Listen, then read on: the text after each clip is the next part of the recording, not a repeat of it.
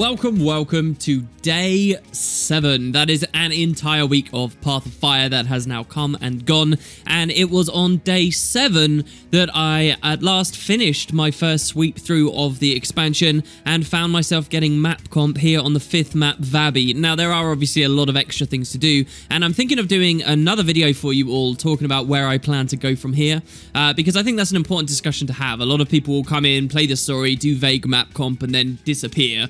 But there's so many exciting things left remaining, and I figure that could be a whole topic in and of itself. But I wanted to talk to you guys a little bit about how I took Vabbi, and it was a region that obviously I'd explored a little bit of before, having already completed story steps there, having already done a couple of hearts. Previously, I'd finished the stuff right near the beginning of the map, some of the more interesting places, actually, like the Necropolis. People criticizing the way I was saying that in a previous video, by the way. Guess what? I don't care. You're on Wood and Potatoes, and we get pronunciation weird sometimes. So yeah, moving forwards into the map, I found it was a lot like the Desolation. Very easy to draw that comparison of GW1 to 2. I regret more and more and more, the more I explore of Path of Fire, the fact that pre-Path of Fire, I didn't make videos for you all, or contemporary up-to-date videos of these regions. It blows my mind, actually, that about a year ago now, a year and a half-ish, I, on a whim, redid a Nightfall playthrough on twitch.tv, and if I had only known back then that I really would very soon be exploring these regions 250 years later, I think I would have appreciated it a hell of a lot more and given better information as I'd gone through. But this is blow for blow Vabbi. Guild Wars 1 Vabbi. Very little has changed, except for the fact that the people who live there now worship Joko, and Kralkatorrik has flown through branding a massive chunk. So even though a lot of it is recognizable, a lot of it's also been branded, and so you don't really get that deep dive because you're constantly on your toes and you continuously have to be moving. But some highlights for you. First, there was Tyhark Orchard. Loved the look of this place, or orchard. Love the look of this place.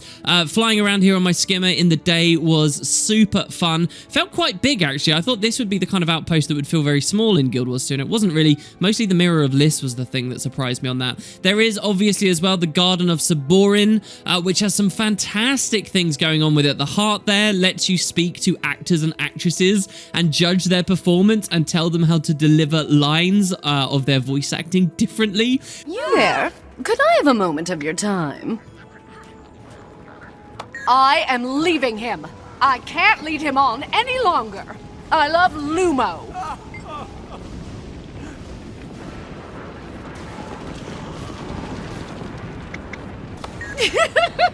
I'm leaving him. I can't lead him on any longer. I love Lumo.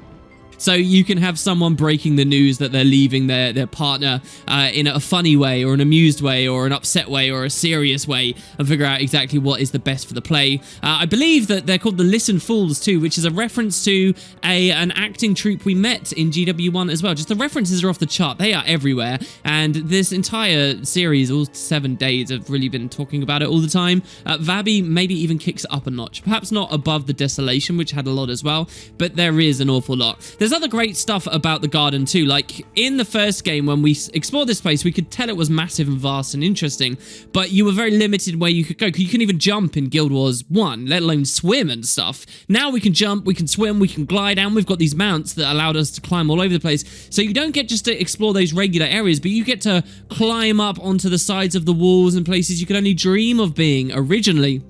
And they really up it as well. If you go onto the beautiful floating plant that's in the middle, which has some lore, I think, that was supposed to have come from Lissa or something like that originally, there's a sand portal there that you can teleport into a caged-off, secretive room with a vista on the inside, and they do a lot of that here in Vabbi. There's another place where you can teleport into another sealed-off location. You get 3 more portals in front of you, and you have to pick the right one, and then the right one, and then the right one again, until eventually you get to a vista. I suppose it's a bit similar to that Dwarven Door challenge, which leads to the larger bags in the second map, but this one's more to do with regular map exploration. You cannot get map completion on this map without having both a jackal and a jackal that is trained enough to be able to go through those portals, unless the devs have added extra sneaky ways to access these places. Like that cage I just mentioned a second ago, I originally got there by climbing really high on the skimmer and flying in through a crack in the wall that I'm not quite sure whether the devs wanted me to be be able to do,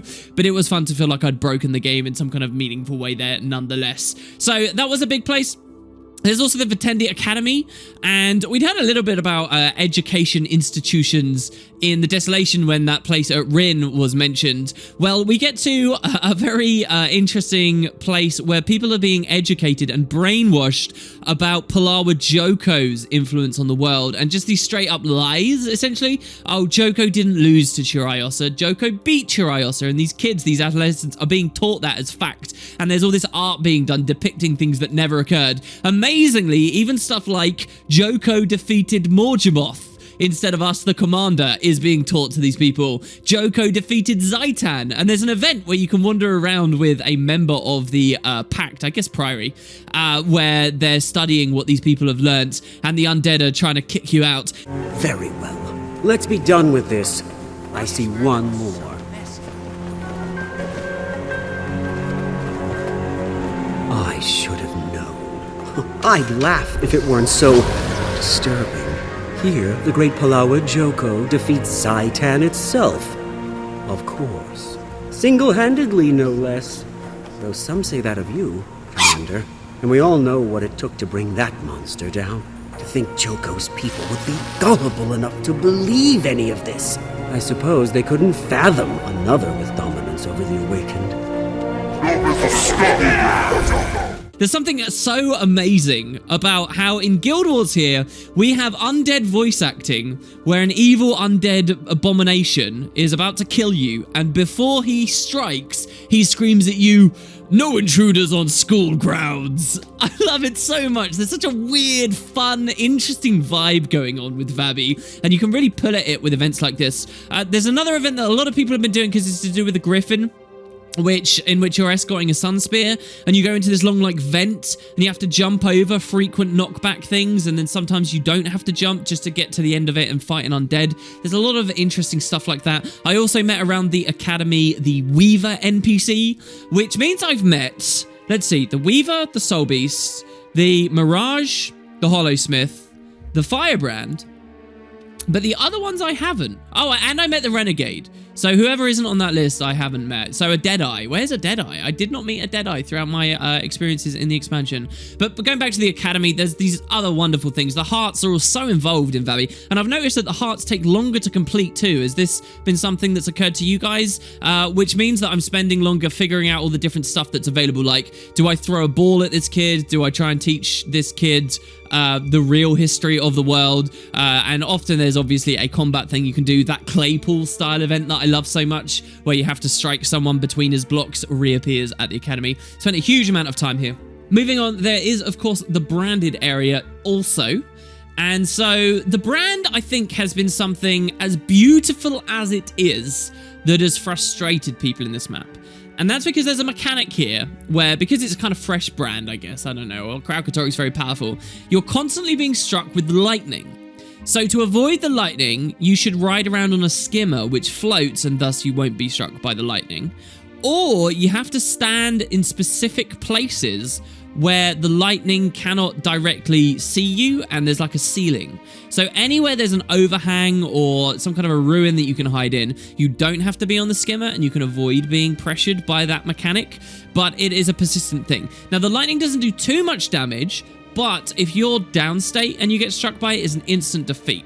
So it means that when you're in the brand, if you go down in regular combat, you're gonna very quickly die before you get a chance to even rally. And we all know how easy rallying is, especially if you own the Head of the Snake release and you have a Signet of Agony as one of your downstate skills. So it's a cool mechanic, and I like that we get to, you know, really see what's going on in the environment, and like there's no active effect that will land on your bar saying you are safe right now. You actually have to use your eyes to decide whether you are undercover or not, and I like that. It's something I think that the devs first started playing with the newest Fractal, where you get these bubbles that are essentially like line of sight. The bubble acts as a wall preventing the big nuke. Maybe that's going a bit deep into the gameplay mechanics there, but it's fun, but that constant pressure does kind of accelerate the pace of your exploration, and means that you can kind of only brush over stuff and you can't take your time as much as you would elsewhere, or at least that's how I felt. And especially when you have to get off that skimmer to get onto a springer, say, or whatever else, that's when it gets really frustrating, because you're going to be in combat because you're getting struck by the lightning, and then you got to like wait for a brief moment where the combat ends that you can quickly remount just so you can jump up. And remember that if you're running around on, say, a springer and in combat because of the mechanic, you're not taking the damage, the springer is. So then you have to wait for the springer to die, and then you have to, wait and try and find that good window again. It could just be a bit weird, a bit fiddly, and I get why some people have been upset with it. That said, the branded areas themselves, I mean, they're gorgeous. They're so colourful. Some people responded in my previous video about how colourful Vabbi is, and quite often undead empires and stuff in RPGs, they sap all the life and the colour out of places, and it's nice to see Vabbi takes this different turn, and I very much agree with all of that. The brand is no exception, so you get this beautiful architecture, and you get these really striking purples and colours that they're now playing with their new brand assets. My favourite place in the brand was definitely the Mirror of Liss. So I didn't talk about it in my big story geek out video from yesterday, but there's a lot going on with Lissa in this expansion. So if you guys don't know, back in the first game, this whole region of the world, the people who lived here, they didn't worship Joko. If anything, they worshipped Lissa. Lissa was like their patron goddess. It was a land said to have been blessed by her. It's obviously been left to rot now, but that's what everyone cared about. And there was this big, beautiful lake with a floating temple above it. And this is kind of the centerpiece of Vabbi. That's now branded. It really struck me returning here in Guild Wars 2, which we can do, by the way. There was a chance they wouldn't even let us come back here, but we can come back here. But it's so small feeling. It's so wild and so small. Exciting to see. I don't know whether we can actually go up to the floating temple, which is still there. It's still hanging, but it's broken and branded. I wonder whether there's some bonus thing. But you can go to the staging area where the outpost was in the first game, where the teleporter originally was. That's now just a point of interest. Another thing of note in that area of the world is the entrance to the hidden city of Adashim. So this is a hidden Jinn city that the princes of Vabbi went to hide in initially. And I was pretty confident, especially with all the bonus places that Path of Fires let us go to, that it would be here in this expansion. And as far as I can tell, it's not. You can see the entrance, and the devs have clearly remembered it's an aspect of this world, but it's not there. I think that's a huge candidate for a Living World Season 4 location for us to visit. If they're not going to do a patch with a full map, but they want to just put a little instance in. Remember in episode 6, where we had that bonus instance that we infiltrated as just a part of the story that had nothing to do with Siren's Landing, that was in Brisbane Wildlands? Imagine that format of story step that takes us to the hidden city as a part of a different Living World patch. They might be able to do that in Season 4 is what I'm saying. But that was a big, beautiful area, and one of the highlights of Vabbi. We can't go there. Another area that wasn't on this map that I was expecting to be on this map was a great library. So one of the first times, and the original game did this a lot, one of the first times the game really honored its lore enthusiasts was with this big library that it put into Vabbi, where all this information was supposed to be, but many of the librarians in the library were named after fervent forum goers that had cared about the lore for many years, and they were given NPCs representing them in game. Really cool thing for the devs to have done, and any lore enthusiast would love to go there. There was even some great information we got from that, but I don't think that that's here. If it is, I've missed it in my first week. I think it's a bit more north than we can actually visit. So yeah, that's the brand. There is another feature of the brand, which is this fairly interesting jumping puzzle style area, but it's a skimmer, JP, where we kind of have to glide our way around and up, and every now and then you'll be knocked off and you do these little combat scenarios. A lot of fun and interesting exploration. However, it ends with this anomaly that I swear to God had like 8 million health. It was ridiculously tanky. And it took a long time to grind through, like 10-15 minutes solid of pretty tricky gameplay. That may again be because I'm feeling fairly weak on Weaver, but it took 3 of us. There was a random spud stood there, which was awesome to see when we got there, and we sort of grinded this boss down for ages until eventually he died. When he died, did we get a big reward? No, we got a champ bag, and it instantly respawned. So I'm guessing there's something broken about this, not quite right, but another interesting part of the brand that was a big part of my experience nonetheless. So, the very bottom right-hand side of the map, which is the opposite corner of where we enter from, there is a suggestion of a route to corner. So the very bottom right-hand corner, this is around Yana. Yana Market was always one of my favorite outposts from GW1 and Vabbi. I don't know why, because it was vaguely remote. You can return there And there's like a suggestion that maybe a bit further south we can find the Baddock Caverns and stuff and find a route to Corner one day. But what's most interesting right now is that this is like the final Sunspear Sanctuary, and we learn the ultimate fate of the Sunspears here in some of the last ones. We learn about the last Spear Marshal. Now, there's vaguely spoilery things associated with this, which I won't get into, but this is where, as it turns out, the Griffin begins. So what happens is once you finish the story, I was expecting like a story step where you rode on a griffin or something like a griffin. Maybe you guys have some ideas of where my mind was going on that one. And then at the end, that's why I unlocked. But really, nothing in the story talks about the griffins at all. It's just that once you finish the story, you start getting drops from random mobs around Path of Fire that says, wow, what was it? What could possibly have a feather this large? Wow, what could possibly have excrement this large? Wow, what was eating this? And you can go visit a Beastmaster in a zoo at the Gardens of Saborin, who is supposed to like lead you on a bit of a wild goose chase that eventually takes you here. I just explored to the bottom of this map and I found it naturally. But you can find a deceased Sunspear who's like trapped there. They commune with you. It triggers the collections. And now across the entire expansion available to me are Griffin nests that when I press F on, I can practice playing on the Griffin even though I don't properly own it. And kind of a whole new layer of stuff to do has existed on Path of Fire. A layer of stuff that I anticipate doing in tandem with a second playthrough. I appreciate most Guild Wars 2 players would have zerged here, immediately got the collections, and then they'll zerg collection to collection to collection. I see it in map chat all the time. Oh, I'm doing a train for the Griffin, guys. Join on. I'm not going to play it that way. I'm just going to replay Path of Fire and get it sort of gradually as those events pop up around me, and maybe eventually go a more directed effort for it. But that's how the Griffin starts, and it's quite a pretty area down there, I would say, at that. There's also some other interesting stuff going on in the branded areas. There's like an area that's been left entirely safe because of the efforts of the Jinn. There are little pockets of resistance to the brand because of the Jinn as well, who have been tasked with protecting that land, and that's very close to what we heard about the Jinn originally, which was that they were like bound elementals. They were bound to a place, tasked with protecting a place, and these Jinn care a lot about Vabbi, and so they're trying to fight it back. They're trying to hold it off, as futilely so as that may be. And yeah, that was most of my exploration of the general map. I'm sure there's a lot more to say.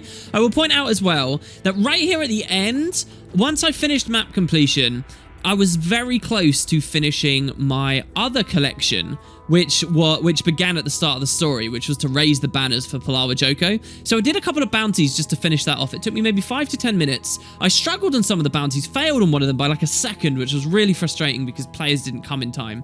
But the bounties look amazing, and I'm really looking forward now, moving into the second week, to playing with those more. They've got these weird active effects, so varied, it seems, each bounty, that I really think everything we've been saying about metas might have been totally unfair, unless these just get boring as soon as there's an entire zerg of players doing them, which is what I suspect might happen, and I hope not. The final thing to talk about with Vabbi on here on day 7, the final day, was a really awesome event to do with Zomorros. So this was an exciting event, and a very important event for a lot of reasons for me. You can find a random NPC standing near a cave entrance, and they say, oh, do you want to go plunder the riches of Zomorros' lair? Bring adventurers if you want to. And so this is an event that will only activate if you have a certain number of players to do it. I've seen gates like these in my studies. The locking mechanisms are tied to pressure plates. With enough pressure applied to all the plates, the gate will open. Hopefully none of you are too. I'll stand on this one here. Find the others. So you need 3 players there. Human beings, NPCs can't be substitutes. You need 3 people to be there. So immediately this is a different kind of event. This is an event that says, okay, we can scale it, but there is a minimum player amount for this. So we're not going to let it trigger unless there is this minimum number of people. It's only 3, so it's not many. But immediately I realized that, like, I was trying to get this event to trigger, and it made me go to map chat, and it made me type to people. It made me socialize a bit. And that's something I think that Path of Fire has been missing out on a lot. And I'll talk more about that in an upcoming video. But that's why this event was so fascinating. You go inside, you trigger the event once you've got these 3 players, and you realize that the reason for that is there's these locks on this vault at the back of this cave. And to get inside, you need to stand on pressure plates. You need every player to stand on a different pressure plate. Find them. And so you start communicating with the people in the area. You say, oh, look, there's a pressure plate. You go stand on that. I'll try and find this one. Oh, how do we get to this? How do we get to this? And you kind of break your way into this vault. Slowly, more people realize the event is going on. And you do indeed find the home of Zomorros. And what an amazing area this is. So you can find all the legendary weapons inside the vault. They're like lining it. And if you look at the ceiling, you'll recognize it's the underside of the Mystic Forge. Cannot recommend doing this event enough to you guys. And eventually you get chased away after plundering it. Oh, I was hoping Zomorros would have something going on in the expansion. Seeing that he's got a collection-based thing going on and seeing that there's this event and how this event works was awesome. A real highlight of Vabbi and very, very, very fun. Definitely, you guys, if you haven't done that yet, you should go see it, because seeing all the legendary weapons that we go to all this effort to try and acquire, just sitting there waiting for Zomorros to give them to us is brilliant. Like, the idea is we're in the Mystic Forge, I guess. It's very strange. And so there you go. That is day 7. That's my first week of Path of Fire. Listen, guys, at the end of the video here, I just want to say it's been a blast, actually. These have been pretty lazy videos to do, pretty rambly videos, and I've not been too sure about how I feel about this format. But people have really enjoyed them, and they've enabled me to get a lot of playtime out of the game, but also keep an updated YouTube channel and hopefully bring more of you into the fold. I have no doubt some of you watching this won't even have bought Path of Fire and you're just vaguely interested. To everyone in that camp, to anyone who's watched these and enjoyed them, I just want to say thanks very much, because being able to do videos like this and not worry all the time that I'm going to be criticized for being lazy or, you know, not up to standard, as some people like to do, not having to worry about that has been really liberating and really nice. So I hope you have liked it. I hope you haven't found it too spammy. And here's the future. I guess we'll continue making stuff. I'll hopefully have lots of meaningful things to say about Path of Fire, and I won't disappear. But I'll probably put vloggy style things like this on hold a bit as we go forward. It depends what you all have to say. The other thing I guess I'd say at the end of this first week, with all this stuff we've done, if you have been enjoying, remember that myself and many of the other Guild Wars 2 content creators, the scene is comparatively small to a lot of big games out there. We don't necessarily get very many views compared to other games. Advertisement revenue is not as high as you'd expect. And if you have been enjoying them, I do run a Patreon campaign, which I live my life by.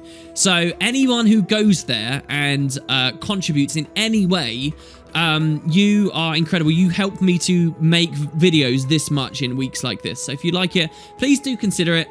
I hate begging online. Hopefully people don't consider this as such. But yeah, so thanks very much for watching, guys. It's been a good one, I think. And I will have more coming up very, very shortly.